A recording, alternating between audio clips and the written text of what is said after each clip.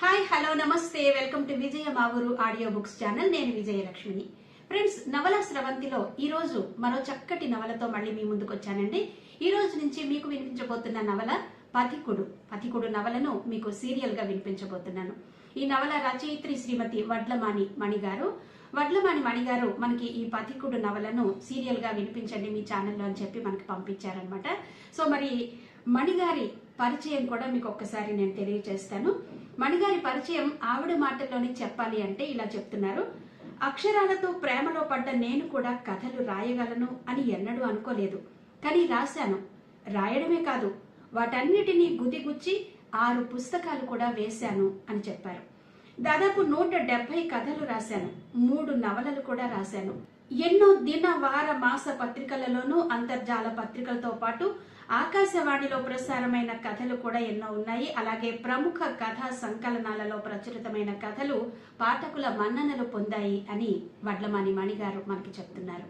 So మరి ఈ రోజు నుంచి ఆవిడ కలం నుంచి జాలువారినటువంటి పథికుడు నవలను సీరియల్ గా మీకు వినిపించబోతున్నాను. ఇక ఈ నవల గురించి కూడా మణిగారు 4 మాటలు చెప్పారండి మనకి. అవేంటంటే, ఒక్కో పొరను ఒలుచుకుంటూ వెళుతుంటే జీవితం గురించి స్పష్టమవుతోంది. ఇదో నిరంతర పరిక్రమణ భ్రమణం. ఒక స్వప్నం నుంచి ఇంకో స్వప్నంలోకి ప్రయాణం, మృణ్మయ మరణంలో నుంచి మళ్లీ మళ్లీ అంకురించే జీవం. అదో విశ్వంభర వృత్తం. శూన్యం, సృజనం, జీవితం ఒక వాస్తవ చిత్రం. ఈ నవలలో కనిపించే పాత్రలు వాస్తవ జీవితాలకు అద్దం పడతాయి.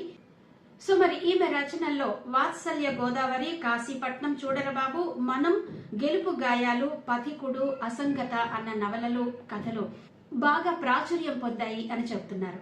సో మరి ఈ రోజు నుంచి పథికుడు నవలను సీరియల్ గా మీకు అందించబోతున్నాను. మరి ఈ రోజు పథికుడు నవల మొదటి భాగం మీకోసం.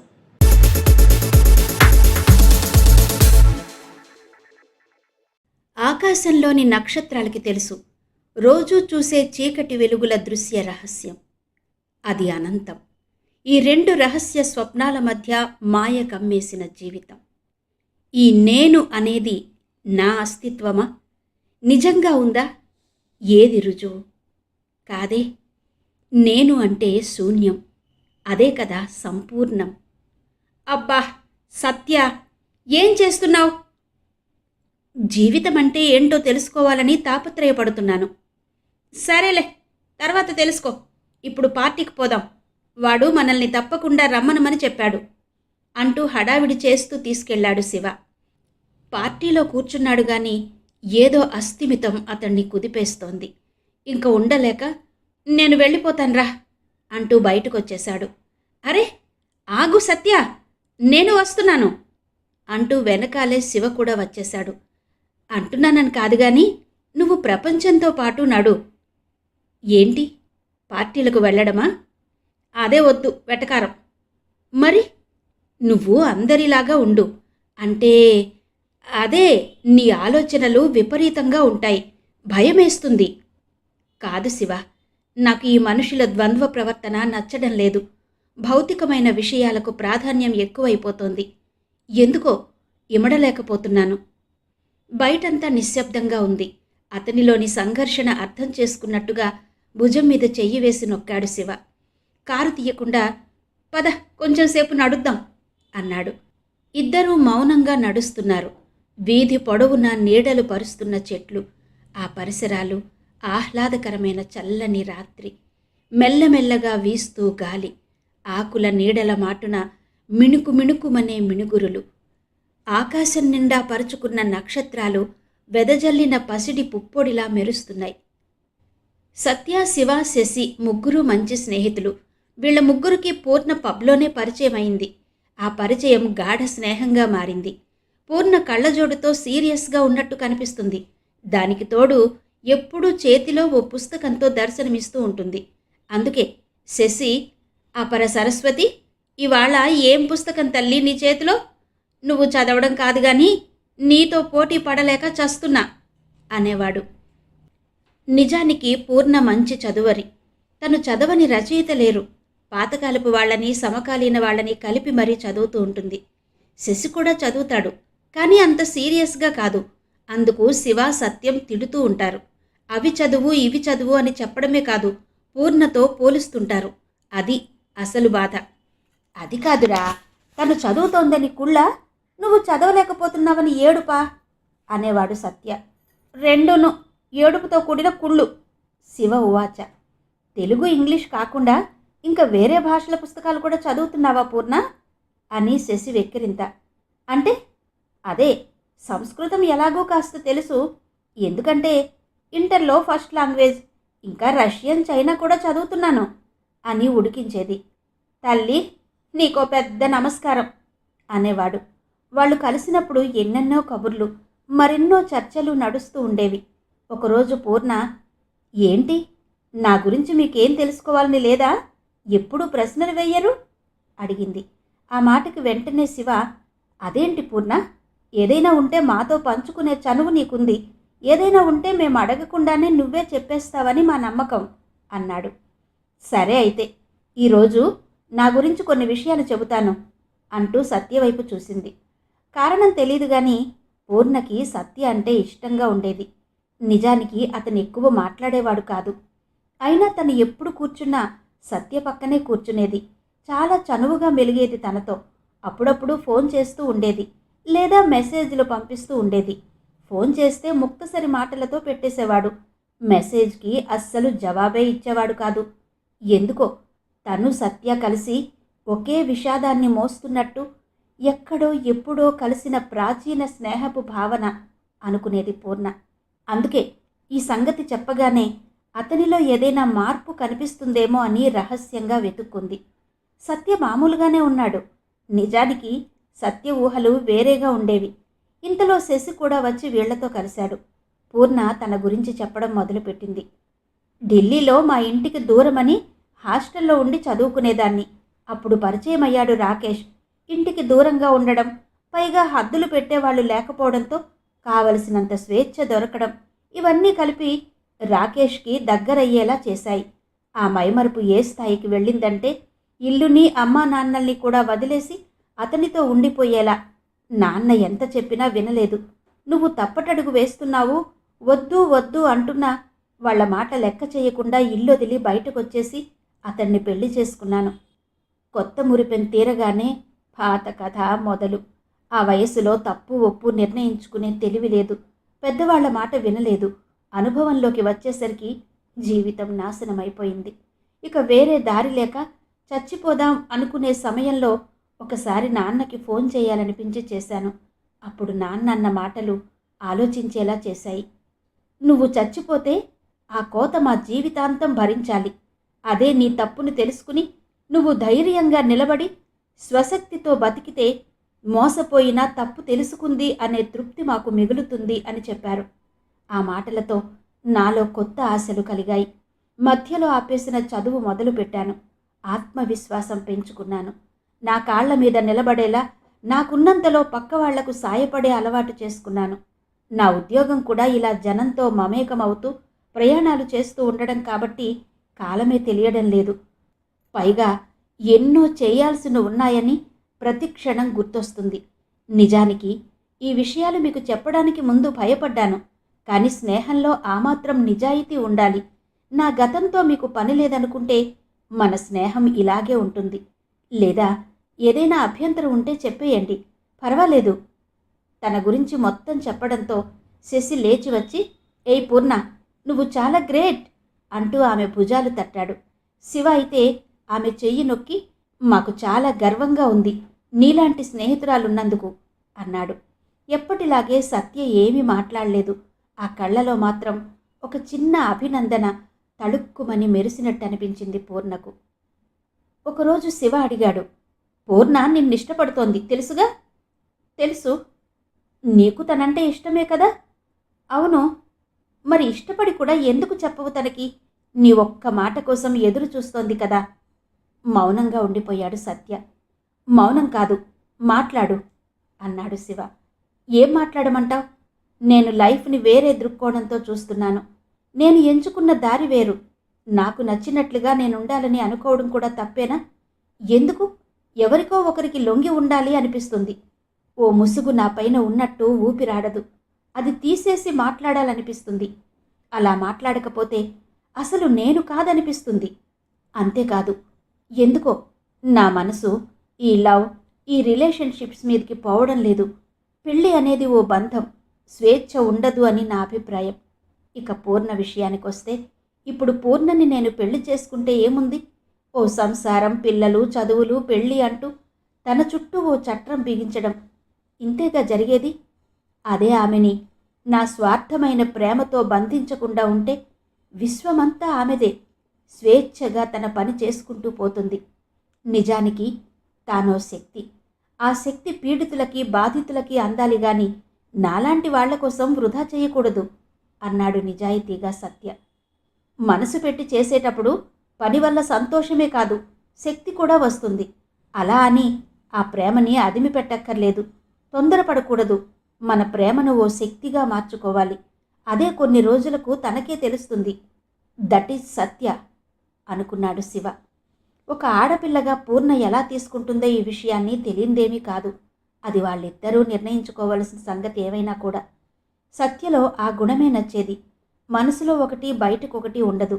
కొన్ని అభిప్రాయాలతో ఏకీభవించకపోయినా సత్య తన ప్రాణ స్నేహితుడనే గర్వం ఎప్పుడూ ఉండేది శివకి. ఎప్పటిలాగే ఆ రోజు కూడా అక్కడున్న అద్దాల కిటికీ దగ్గర కూర్చున్నారు. అది వాళ్ళ పర్మనెంట్ మీటింగ్ ప్లేస్. ఎప్పుడొచ్చినా అక్కడే కూర్చుంటారు. అక్కడి నుంచి సిటీ వ్యూ చాలా బాగుంటుంది. అందుకే ఆ ప్లేస్ అంటే ఇష్టం అందరికీ. అది కాకుండా ఆఫీస్కి దగ్గరగా ఉండడంతో ట్రాఫిక్ కష్టాలుండవు. పూర్ణ తన ట్రిప్ విషయం ఏదో చెబుతోంది. Shiva beer and food order చేశాడు. ఇంతలో శశి కూడా జాయిన్ అయ్యాడు. తనకిక్కడ ఫుడ్ అంటే చాలా ఇష్టం. అందుకే రాగానే ఏం ఆర్డర్ చేశారు అని అడిగాడు. చేశానులే, బీర్ విత్ నీకిష్టమైన peri peri prawns, fried onion rings. మరి మెయిన్ కోర్స్? అబ్బా చేశానులే, అన్నీ నీకు నచ్చేవే అని విసుక్కున్నాడు శివ. అది చూసి సత్యవైపు చూసి కన్ను గీటాడు శశి. హే ఏంటి ఇద్దరు చిన్నపిల్లలా, ఊరుకోండి అంది పూర్ణ. అది కాదు పూర్ణ, వీడిని ఉడికించడం నాకు ఇష్టం, చిన్నప్పుడు కూడా ఇలానే అంటూ నవ్వుతున్నాడు. ఆ పక్కగా చప్పట్లు వినిపించి అటువైపుగా చూశాడు సత్య. అరే అక్కడేదో బుక్ లాంచ్ అవుతున్నట్టుగా ఉంది అన్నాడు. వచ్చిన ఇంతసేపటికి తానుగా మాట్లాడిన మొదటి మాట. అవునా అంటూ శశి అటువైపు చూశాడు. వీళ్ల మాటలకి శివ, పూర్ణ కూడా చూశారు. అక్కడెవరో మైకు పట్టుకుని మాట్లాడుతున్నారు. దూరంగా కూర్చోవడం వల్ల వాళ్ళు మాట్లాడేదేంటో వినిపించడం లేదు. ఏం పుస్తకమో, వెళ్ళేటప్పుడు చూద్దాంలే. వావ్, పబ్లో బుక్ లాంచ్ ఒక షాక్ అయితే సాహిత్యాన్ని, చలనచిత్రాన్ని మళ్ళీ జోడీ చేయడం సర్ప్రైజ్. పాపం ఎన్ని కాంట్రవర్సీలు వస్తాయో. ఇలా మాటలు సాగుతున్నాయి. సత్యమటుకు చాలాసేపు అటువైపే చూస్తూ ఉండిపోయాడు. సమూహంలో ఏకాంతం. అరే ఐ నీడ్ అనదర్ డ్రింక్ అన్నాడు శివ. ఇంకో రౌండ్, ఇప్పటికే హైలో ఉన్నావు. ఓ షటప్ శశి సుందరం, నాకిప్పుడు సత్యంగాడి మనసేంటో అర్థం కావాలి అన్నాడు శివ. వీడు కాస్త ఎక్కువ తాగితే ఏం మాట్లాడతాడో వాడికే తెలీదు, పైగా పూర్తిగా పేరు పెట్టి పిలుస్తాడు అని పూర్ణవైపు చూస్తూ గొణిగాడు శశి. ఈ హడావిడికి ఇటువైపు తిరిగి, ఈ మాట నేను పూర్ణ వాళ్ళ టీంతో ట్రిప్కు వెళ్తున్నాను అన్నాడు సత్య. హే గ్రేట్, ఏ ఏ ప్లేసెస్కి వెళ్తున్నారు? శివ, శశి ఒకేసారి అడిగారు. మ్యాప్ తయారైంది.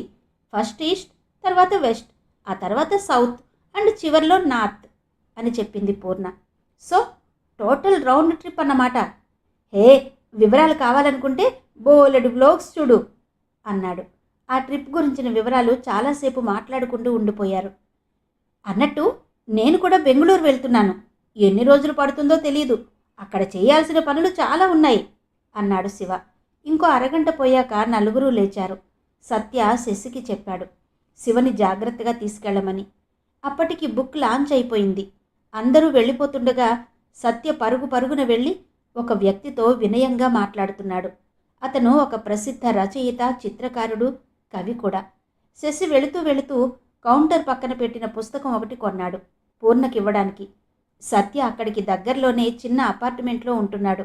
బైక్ పార్క్ చేసి తన ఫ్లాట్కి వెళ్ళిపోయాడు. ముందుగా జీవితంలో ఇది జరుగుతుందని ఎవరూ ఊహించలేరు. అంతేకాదు ఊహకు అందనిదే జీవితం అని కూడా తెలీదు. Life is stranger then fiction. 3 నెలలు గడిచాయి. శశి ఆఫీస్ పని ఒత్తిడిలో ఉన్నాడు. శివ బెంగుళూరు నుంచి రావడానికి టైం పడుతుంది. సత్య, పూర్ణ ట్రిప్లో ఉన్నారు. జీవితం అందరినీ తలో రకంగా నడిపిస్తోంది. ఆ రోజు శశి చాలా ఆందోళనగా, టెన్షన్గా ఉన్నాడు. అప్పుడే తెలిసిన వార్త అతన్ని స్థిమితంగా ఉండనీయడం లేదు. అసలు అది నమ్మబుద్ధి కావడం లేదు. కానీ తను ఉన్న స్థితి, చోటు అది నిజమని నమ్మమంటోంది. అబ్బా శివ, ఫోన్ లిఫ్ట్ చేయి. అప్పటికది 10వ సారో 11వ సారో అలా అనుకోవడం. అటు ఇటు తిరుగుతూ సిగరెట్ మీద సిగరెట్ కాలుస్తూనే ఉన్నాడు. అలా చాలాసేపు అయ్యాక శివ దగ్గర నుంచి ఫోన్ వచ్చింది. ఏంట్రా, అన్ని మిస్డ్ కాల్స్ ఉన్నాయి, ఏదైనా అర్జెంటు పనా అన్నాడు శివ. అవునరా, మన సత్యకి యాక్సిడెంట్ అయి హాస్పిటల్లో ఉన్నాడ్రా. వాట్? గట్టిగా అరిచాడు శివ. యాక్సిడెంట్ అయిందా? మీటింగ్లోకి వెళ్లే ముందే కదా వాడితో మాట్లాడాను. వాడి ట్రిప్ వివరాలు చెబుతాను, ఎప్పుడొస్తున్నావో అని చాలాసేపు మాట్లాడాడు. అంతలోపే ఎలా అయింది అసలు? అవునరా, నీ తర్వాత నాతో కూడా మాట్లాడాడు. వాడు బస్టాండ్ దగ్గర బైక్ ఆపి తెలిసిన వాళ్ళెవరితోనో మాట్లాడుతుండగా వెనక నుంచి వచ్చిన బస్సు గుద్దేసిందట. Severe head injury, spot dead రా. నువ్వు వెంటనే బయలుదేరొచ్చేయి అని ఏడుపు ఆపుకుంటూ అన్నాడు. నోట మాట రాలేదు శివకి. వెంటనే ఏదో గుర్తొచ్చి, పూర్ణ ఎక్కడా? ఇక్కడే సత్య పక్కనే కూర్చొని ఉంది. అయ్యో, ఇదేంటి ఇలా జరిగింది? సత్య, ఈ లోకం నుంచి మరో లోకంలోకి సంచారానికి వెళ్ళిపోయావా? నేను నుంచి విడిపోయి ఈ శూన్య ప్రపంచంలో పూర్ణమైపోయావా? మరునాటికి సత్య బంధువులుగా చెప్పుకునే మేనమామ ఫ్యామిలీ వచ్చారు. అప్పటికే సత్య వాళ్ళ అపార్ట్మెంట్ సెల్లార్లో అన్ని ఏర్పాట్లు చేశారు. ఆఫీస్ వాళ్ళందరూ వచ్చారు. అంతా సత్య గురించి మాట్లాడుకుంటున్నారు. సత్య మటుకు గాజు పెట్టెలో దీర్ఘ నిద్రపోతున్నాడు. సత్యానికి మరణం లేదు కదా? నువ్వు ఉండి లేవా, లేకుండా ఉన్నావా? ఈ రోజు నుంచి నా అనే నువ్వు ఉండవు. నాలోని నీ జ్ఞాపకం పలుచగా వెలిసిపోయి ఇంకిపోతూ ఉంటే అది నే భరించలేను.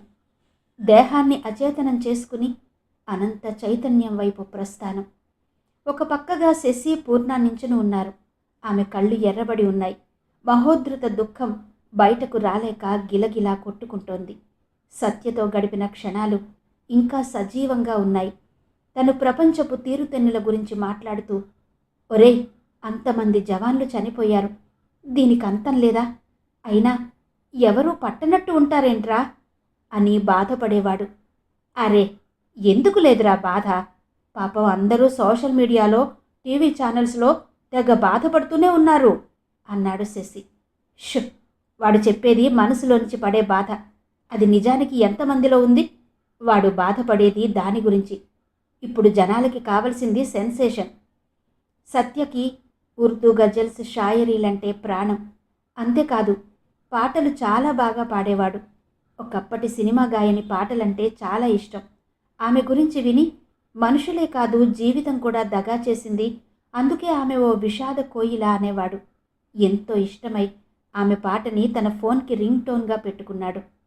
ఒంటరిగా ఉన్నప్పుడు నీ జ్ఞాపకాలే చీకట్లో చిరుదీపాలు. అవే నా హృదయాన్ని తట్టి లేపుతాయి. ప్రవాహంలా సాగిపోయే ఆ గొంతు అదో రసచరి, అంతర్లీనంగా ఉండే విషాదపు ఛాయ అంటూ ఉండేవాడు. నిజానికి సత్య ఎక్కువ మాట్లాడేవాడు కాదు. అందులో కొత్త వాళ్ళని చూస్తే మరీ ముడుచుకుపోయేవాడు. కానీ అతనితో కొన్ని రోజులు కలిసి ఉంటే అతనేంటో అర్థమయ్యేది. డ్రింక్స్ తీసుకున్నా చాలా కంట్రోల్గా ఉండేవాడు. అప్పుడు మటుకు చాలా ఇంటెన్సిటీతో ఎన్నో విషయాలు చర్చించేవాడు. అతనికున్న పరిజ్ఞానం, అవగాహన చూసి ఆశ్చర్యపోయేవారు. సామాన్య ప్రజానీకం, రోజువారీ కూలీలుగా ఉండే పీడిత ప్రజల బాధలు, వాళ్ళు గడిపే జీవితాల గురించి ఆలోచించేవాడు. పైగా అనేవాడు, దేశం కోసం ఎంతోమంది ప్రాణాలు త్యాగాలు చేస్తున్నారు. వాళ్ల కోసం మనమందరం ఏం చేస్తున్నాం? ఫేస్బుక్లోనో, ట్విట్టర్లోనో పోస్టులు లేదా అప్పటికప్పుడు ఓ కవితో, కథో రాసేస్తున్నారు. అది కాదు వాళ్లకు కావలసింది. మేమున్నామనే ధైర్యం, మన కోసం ఆలోచించే వాళ్ళున్నారు అనే ఎరుక కలిగించాలి. అలా ఎంతమంది ముందుకొస్తున్నారు? ఎంతసేపు సంపాదన కోసం పరుగులు పెట్టడం తప్ప ఆ జీవిత చట్రం నుంచి బయటపడే మార్గం అస్సలు చూడడం లేదు. అదే ఆవేదన కలిగిస్తుంది, కోపం కూడా వస్తుంది అనేవాడు సత్య. ఇన్ని ప్రణాళికలు వేసుకుని, ఎన్నో చేద్దామని చెప్పి ఇలా తిరిగి రాని ప్రయాణం పెట్టుకుని వెళ్ళిపోతావా? ఫ్రీజర్ బాక్స్ పక్కన నిలబడి తదేకంగా సత్య వైపు చూస్తోంది పూర్ణ. ఇంకా ఆ మూసిన కళ్ళు తెరుచుకోలేవని తెలిసి, తనతో ప్రయాణం సాగించడని తెలిసిన ఆమె మనసులో ఎన్ని అగ్నిగుండాలు రగులుతున్నాయో. ఒరే సత్య, నీ అకాల నిష్క్రమణ నచ్చలేదు, అందుకు జవాబు కావాలి అంటూ శివ మనసు ఏడుస్తోంది. ఎవరో దూరపు బంధువులు ఇన్సూరెన్స్కి, ప్రావిడెంట్ ఫండ్కి నామినీ ఎవరు, ఉంటే ఏ పేరు మీద ఉంది, అది లేకపోతే ఎలా ప్రొసీడ్ అవ్వాలి అని మాట్లాడుకుంటున్నారు. ఏవేవో మాటలు మాటలు మాటలు అర్థం లేనివి, చిరాకును అసహనాన్ని కలిగిస్తున్నాయి. కన్నీళ్ల కళ్ళు ఎక్కడా కనిపించలేదు. భరించలేక చివాలున లేచి బయటకొచ్చేశారిద్దరు. ఆ వెనకాలే పూర్ణ. ఎవరు ఆ అమ్మాయి? ఓ 2 గొంతులు గుసగుసగా. స్నేహితురాలట. మరో గొంతు నొక్కుతూ హేళనగా. చిచి, ఇతరుల జీవితాల గురించి ఆలోచిస్తూ పొందే ఆనందం, అదే తాము తప్పు చేస్తున్నామనే ఆలోచన మటుకు మనసుకు రానియ్యరు. వింత మనుషులు, వింత స్వభావాలు. వాళ్ల మాటలు వింటూ అనుకున్నాడు శివ. దీర్ఘ నిద్రపోతున్న సత్యాన్ని చూస్తున్న శివ, శశిలిద్దరూ కూడా నమ్మలేకపోతున్నారు. సత్య లేడనే నిజాన్ని జీర్ణం చేసుకుంటూ నిలబడ్డ వాళ్ళిద్దరితో పాటు పూర్ణలో దుఃఖం ఉప్పెనైపోవడం లేదు, కానీ లోపలికి దిగలాగేస్తోంది. అక్కడ జరిగే తంతు చూస్తూ ఉన్నారు. పంతులుగారు చెప్పిన లిస్టు తెచ్చేశారా? ఎవరో బంధువు అడుగుతున్నారు. వచ్చేసాయి, వాళ్లే తెచ్చుకున్నారు. మొత్తం ఎంతకు మాట్లాడారు? ఓ గొంతు ఆరాతో అడిగింది. వాళ్ళు చాలా తెలివి మీరిపోయారు. మెయిన్ వాడికి ఎక్కువ, మిగిలింది మిగతా వాళ్ళకి. తెలిసిన జ్ఞానమంతా ఒలకబోసిన మరో గొంతు. అంతేకాదండోయ్, మొన్న మధ్య మా వాళ్ళు పోతే వెళ్ళినప్పుడు శ్మశానంలో. అదేనండి, వాళ్ళు అక్కడ అన్నీ అరేంజ్ చేసేవాళ్ళు. ఆ పేరు కూడా ఉచ్చరించడానికి ఇష్టం లేనట్టుగా. వాళ్ళు మందు తాగుతారట, వాళ్ళకి డబ్బులు ఇయ్యాలట, అందరికీ చావొస్తుంది, దీనికి మాత్రం అదేనండి, ఆ అలవాటుకు మాటుకు చావు రాదండి అంటున్న మరో గొంతు. మద్యపాన నిషేధానికి ఈ కోర్టు బాగున్నట్టుంది. ఇదే కాబోసు శ్మశాన వైరాగ్యం అంటే. 2 రోజులు పోయాక మళ్ళీ మామూలే, అదో చట్రం, అంతే. అచేతనంగా మారిన సత్య 7 కట్ల సవారీ మీద అనంత ప్రయాణం దిశగా సాగిపోయాడు. కవిత్వం రాసేవాళ్ళు, పాటలు పాడేవాళ్ళు, రచయితలు, మహానటులు, చిన్న చిన్న పిల్లలు ఇదిగో ఈ శ్మశాన పూలవాటికలో దీర్ఘ నిద్రపోతున్నారు. పంచభౌతికమైన ఈ దేహం చివరికి మట్టి రేణువులలో రేణువులుగా కలిసిపోతుంది. అవి వాక్యాలా? కాదు కాదు, హృదయాన్ని చీల్చుకుని వచ్చిన అగ్ని బాణాలు. మహాకవి ఈ దుఃఖ భారం ఎలా వ్రాయగలిగారు? సత్య, నువ్వు కూడా ఇక్కడే. దుఃఖంతో గొంతు మూసుకుపోయింది, భుజాలు ఎగిరి పడుతున్నాయి. సత్యకి చిన్నతనంలోనే తల్లి తండ్రి చనిపోయారు. వరుసకు మేనమామ కొన్ని రోజులు చూశాడు. పెద్దగా అతన్ని పట్టించుకున్న బంధువులు లేరు. తనే కష్టపడ్డాడు. అతనిలోని ఆసక్తిని చూసి దయగల ఒక స్కూల్ మాస్టర్ 10వ తరగతి వరకు చదివించాడు. ఆ తర్వాత అంతా తను కష్టపడి సాధించుకున్నవే. ఒంటరిగా పెరగడం వల్ల పెద్దగా బంధాలకి ప్రాముఖ్యత ఇచ్చేవాడు కాదనిపిస్తోంది. అందుకే కాబోలు ఎప్పుడూ ఒక మాట అంటూ ఉండేవాడు. అందరం, మేము, మన అన్న మాట ట్రాష్. చివరికి వచ్చే నేను మాత్రమే నిజం. ఏది నిన్నటిలోని ఆ చైతన్యం? పాంచభౌతికమైన సత్య శరీరం అగ్నికి ఆహుతైపోయింది, మట్టిలో కలిసిపోయింది. పీఠముడులను విప్పుకుంటూ గాలి తరంగాలలో తేలుతూ అనంతాకాశంలోకి ప్రయాణమైంది. తన కోసం జీవిస్తే తన లోపలే జీవిస్తాడు, అదే ప్రజల కోసం జీవిస్తే వాళ్లలో ఉంటావు. ఈ మాట పూర్ణకి బాగా నచ్చింది, నిజమే అనిపించింది. ఒక ఫ్రీలాన్స్ జర్నలిస్టుగా చేస్తూ పల్లెటూళ్ళకి వెళ్ళి వాళ్ళు పడుతున్న కష్టాలు, వాళ్ల జీవన విధానాన్ని ప్రపంచానికి పరిచయం చేయాలని తాపత్రయపడుతోంది. పూర్ణకి తనలాంటి లైక్ మైండెడ్ వాళ్ళు 2 దొరికారు. గత 2 ఏళ్లుగా సత్య, శివ, శశిలతో అల్లుకున్న స్నేహం, వాళ్ళిచ్చే సపోర్ట్ ఎంతగానో నచ్చాయి.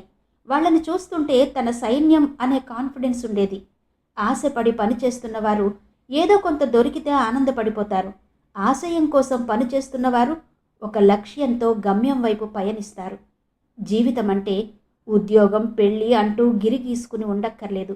నెమ్మది నెమ్మదిగా గ్రామీణ ప్రాంతాల్లోకి వెళ్ళి వాళ్లపై ప్రత్యేక కథనాలు రాసింది.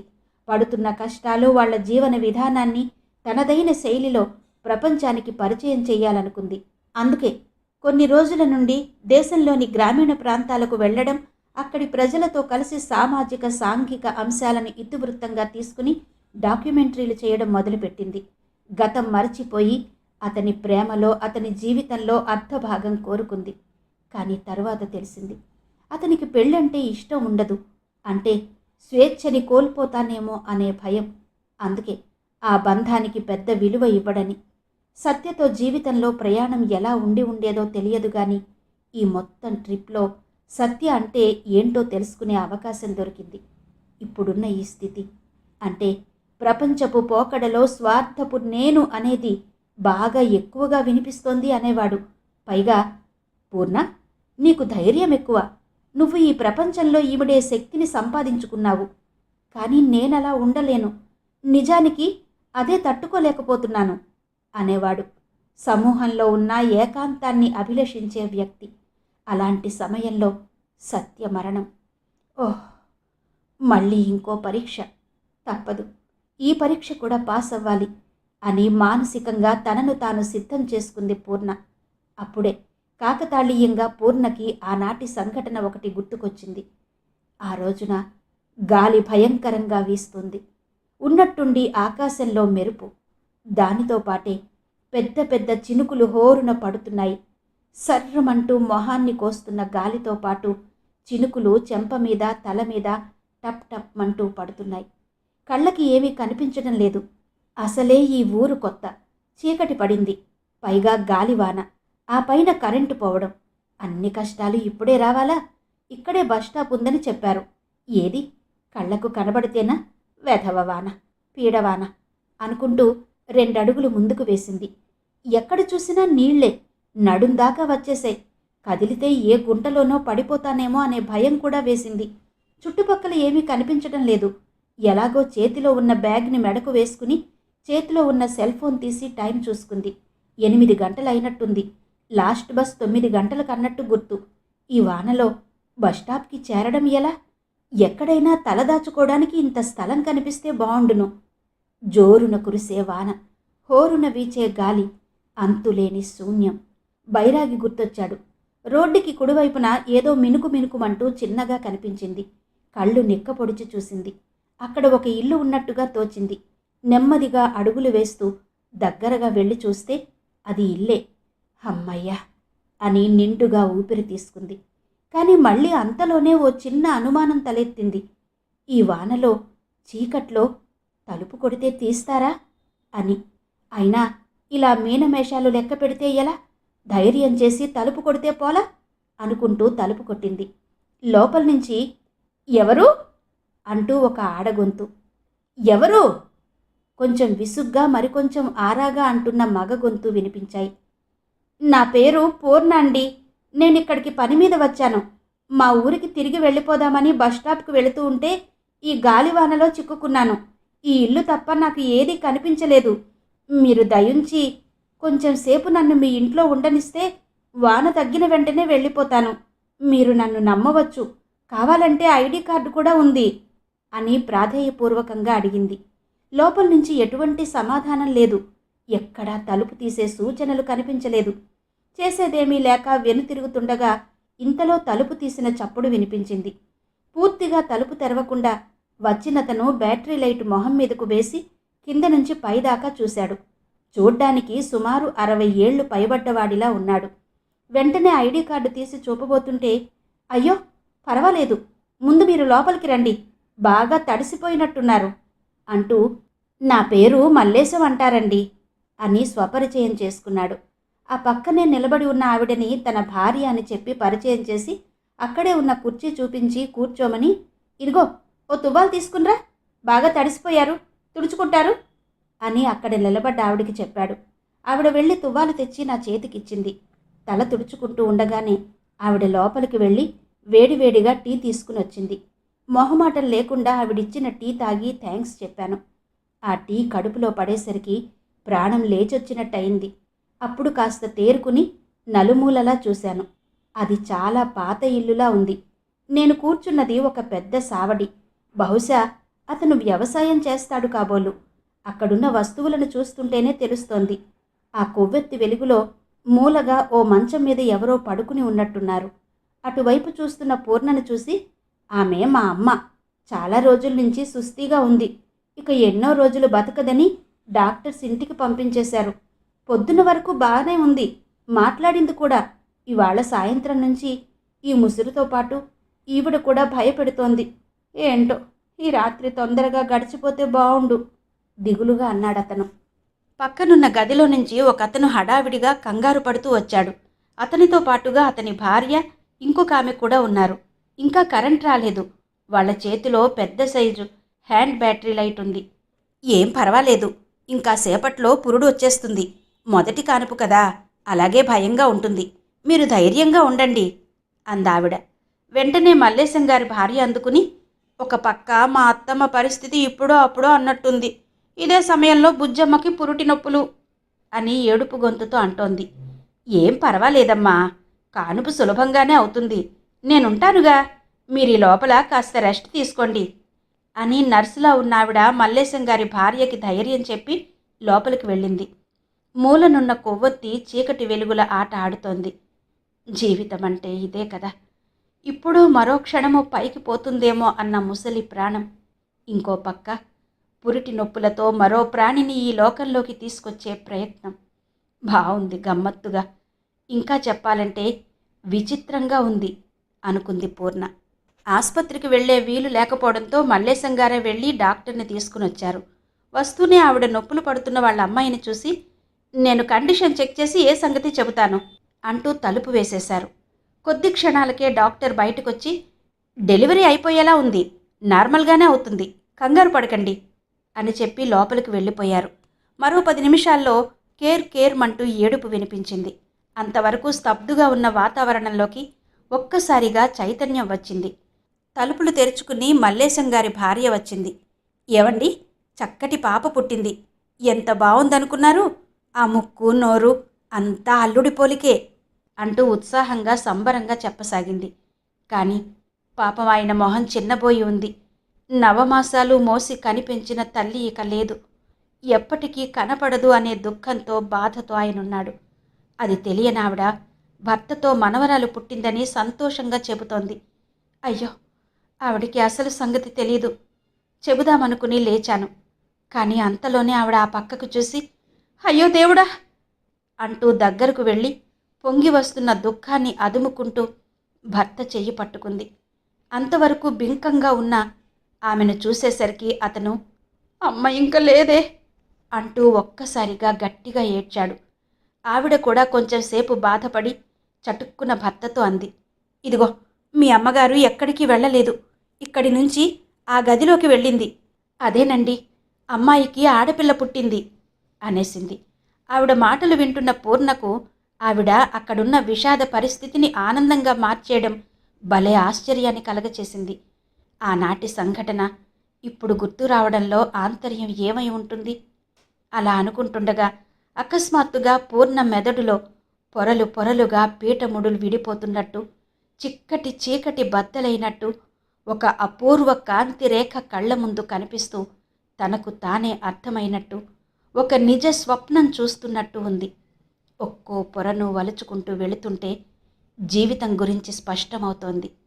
ఇదో నిరంతర పరిక్రమణ భ్రమణం. ఒక స్వప్నం నుంచి ఇంకో స్వప్నంలోకి ప్రయాణం. మృణ్మయ మరణంలో నుంచి మళ్ళీ మళ్ళీ అంకురించే జీవం. అదో విశ్వంభరావృత్తం. శూన్యం, సృజనం. జీవితం ఒక వాస్తవ చిత్రం. అవును, సత్యం అంటే వాస్తవం. అది ఎప్పటికీ నిలిచేది. అదేవిధంగా సత్యం ఎప్పుడూ అందరి మనసులలో చిరంజీవి అనుకుంటూ విరామం లేకుండా జనం మధ్యలోకి ప్రయాణం చేయసాగింది. తనకంటూ ఓ ప్రపంచాన్ని సృష్టించుకుని అందులోనే మమేకమైపోయింది పూర్ణ.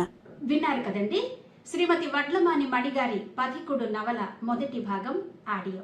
మరి తరువాతి కథ ఏంటి అన్నది తర్వాతి భాగాల్లో వినిపిస్తాను. అంతవరకు సెలవు, నమస్తే.